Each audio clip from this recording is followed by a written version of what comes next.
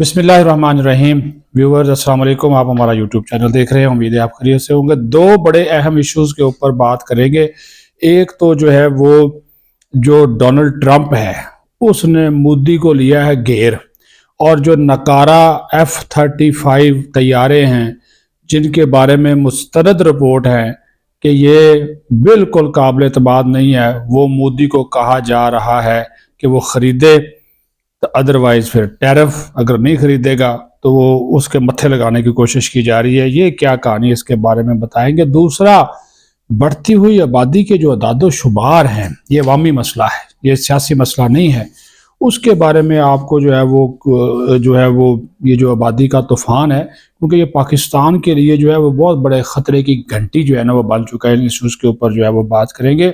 अब सबसे पहले मैं आपको बता दूं कि जो ट्रंप है वो मोदी को तकरीबन $80 मिलियन से जायद पर ये जो F-35 लड़ाका तैयारे हैं ये उसको बेचकर खुद जान छुड़ाना चाहता है, क्योंकि F-35 जो है ये बाज़ औक़ात टेक ऑफ के बाद फ़ौरन बाद ही फेल हो जाता है और दौरान परवाज़ मुख्तलिफ तकनीकी मसाइल का शिकार रहता है।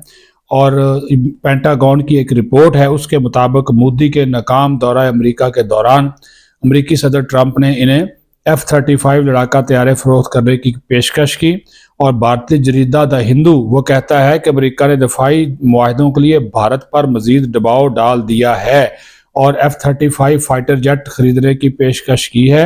और जो 21 नवंबर 2024 की पेंटागन की अपनी रिपोर्ट है उसके मुताबिक लॉकहीड मार्टिन के F-13, ये जो लॉकहीड मार्टिन है ये तैयार करती है। इसका F-35 जो फाइटर जेट है इसमें नाकाबिले एतमाद, ये ना सिर्फ नाकाबिले एतमाद है बल्कि खामियों का मजमुआ है। 6 साला जंगी आजमाइश के दौरान F-35 की कारकर्दगी जो है वो मुतासर हुई है, देखभाल में तखीर है, ख़राब कैनन है और साइबर दफाई सलाहियतों पर भी जो है वो खदशात बरकरार हैं। फिर F-35 के खुदकार सिस्टम में संगीन खराबी के बायस 1 घंटे में ये गलत अलर्ट भी भेजता है, जबकि मेयार एक गलती फी 50 घंटे मुकर्रर की गई थी। और एलॉन मस्क ये खुद कहता है कि F-35 तैयारा महंगा है और ड्रोन्स के दौर में ऐसे तैयारे की कोई जगह नहीं है, ये सिर्फ पायलट को मरवाएगा। जबकि भारतीय जो अपोजिशन रहनुमा हैं उनका ये कहना है कि भारत को F-35 तैयारा उड़ाने के लिए 1 घंटे के हिसाब से 31 लाख भारतीय रुपए का नुकसान होगा और ये महंगा बोझ बजट पर और भारत की दफाई बजट पर पड़ेगा और ये भारत की दफाई ज़रूरियात जो है उसको भी ये पूरा नहीं करेगा। ये अमेरिका की एक सफारती चालाकी है और भारत पर दबाव डालने के लिए इसको इस्तेमाल किया जा रहा है, क्योंकि जब ये खरीद लेगा इंडिया तो फिर जो है ये इसके स्पेयर पार्ट्स लेने के लिए भी अमेरिका पर ही इंहिसार करेगा, जबकि इसकी टेक्नोलॉजी है वो मुंतकिल नहीं की जाएगी। अमेरिका जो है वो टेक्नोलॉजी के सख्त कवानीन और मकामी मैन्युफैक्चर की इजाज़त नहीं देते और ट्रंप जो है वो भारत को अमेरिका का बनाना चाहता है मोहताज।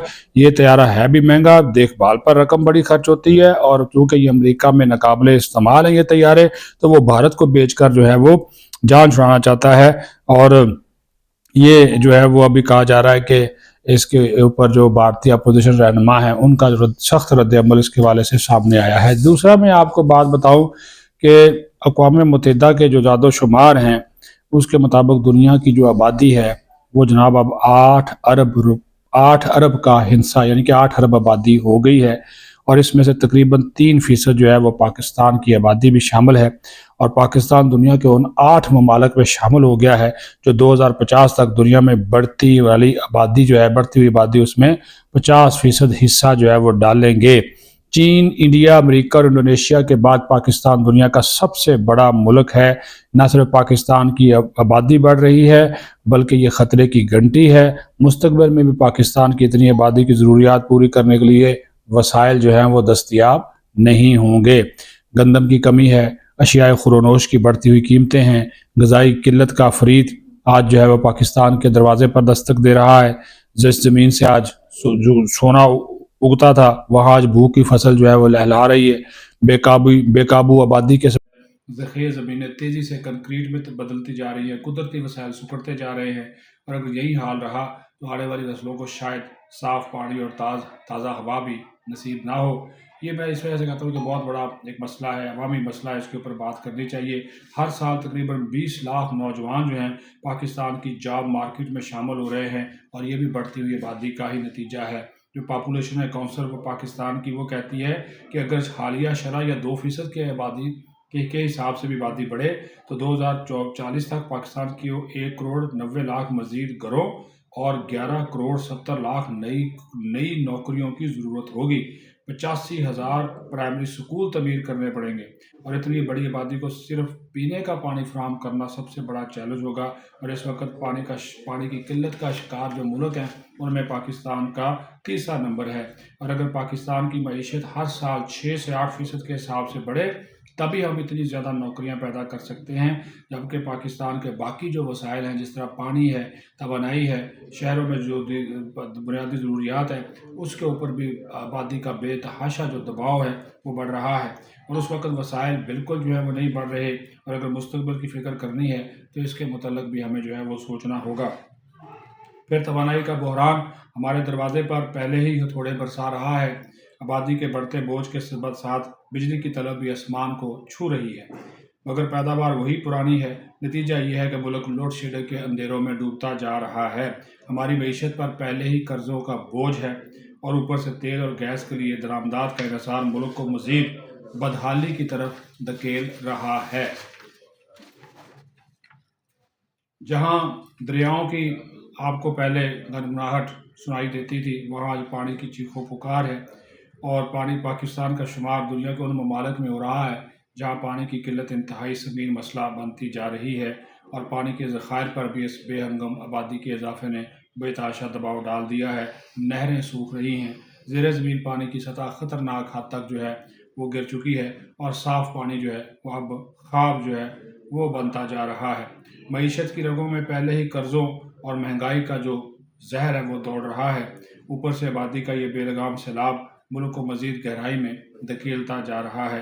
زیادہ آبادی کا مطلب ہے زیادہ روزگار کی ضرورت، زیادہ تعلیمی سہولیات ہوں، زیادہ اسپتال ہوں، زیادہ رہائشی سہولیات ہوں، مگر حقیقت یہ ہے کہ وسائل کی کمی کے باعث حکومت کو ان بنیادی ضروریات کو پورا کرنے میں شدید مشکلات ہیں۔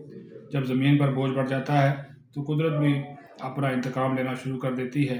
بڑھتی ہوئی آبادی کے باعث درخت جو ہیں وہ کاٹے جا رہے ہیں، شہروں کا بے ہنگم پھیلاؤ ہے، فطرت کی خوبصورتی کو نگلا جا رہا ہے، ماحولیاتی آلودگی نے زندگی کو دشوار بنا دیا ہے، گرمی کی لہریں جان لیوا ہیں، جبکہ نتیجہ یہ ہے کہ موسم شدت اختیار کر رہا ہے، بارشیں یا تو قحط کی صورت میں ناپید ہو جاتی ہیں یا طوفانی سیلاب بن کر تباہی مچا دیتی ہیں۔ اور ورلڈ بینک کی جو رپورٹ ہے اس کے مطابق پاکستان میں جو بڑھتی ہوئی آبادی ہے وسائل پر شدید دباؤ ڈال رہی ہے، اور اس کے اثرات صحت، تعلیم اور معیشت پر بھی منفی طور پر مرتب ہو رہے ہیں۔ اقوام متحدہ کا ادارہ برائے آبادی جس کو UNFPA کہتے ہیں، وہ کہتا ہے کہ اگر پاکستان نے آبادی کو کنٹرول نہ کیا تو آئندہ دہائیوں میں ترقی ایک صرف خواب ہوگی۔ Pakistan demographic and health survey کہتا ہے کہ پاکستان میں شرح پیدائش اور سرخیزی کی شرح اب بھی خطے کے دیگر ممالک کی نسبت زیادہ ہے، جو مستقبل میں مزید جرائم کو مسائل کو جنم دے سکتی ہے۔ مسئلہ بھی حل طلب ہے، اور اس کا حل بھی ہمارے ہی ہاتھ میں ہے، جو وہی ہمیں کرنا ہوگا کہ جو ترقی یافتہ ممالک کر رہے ہیں، کہ اپنی جو سوچ ہے اس کو تبدیل کرنا ہوگا، قابل تجدید توانائی کے ذرائع اپنانا ہوں گے تاکہ انہیں ایندھن پر انحصار جو ہے وہ کم ہو، پانی کے ذخائر کو محفوظ بنانا، جدید تکنیک اپنانا، زراعت میں جدت، کم زمین پر زیادہ پیداوار حاصل کرنا، اور شہری منصوبہ بندی۔ اور یہ بھی اگر ہم نے آنکھیں بند رکھیں تو کہا جا رہا ہے کہ آنے والی نسلیں ہمیں اس بوجھ تلے دب کر ہمیں کوس رہی ہوں گی، اور ہمیں چاہیے کہ وسائل کی جنگ میں فطرت کو اپنا دشمن بنانے کے بجائے اپنا ساتھی بنائیں، اور پاکستان کی تعمیر و ترقی میں اپنے حصے کی شمع جلائیں۔ پاکستان زندہ باد۔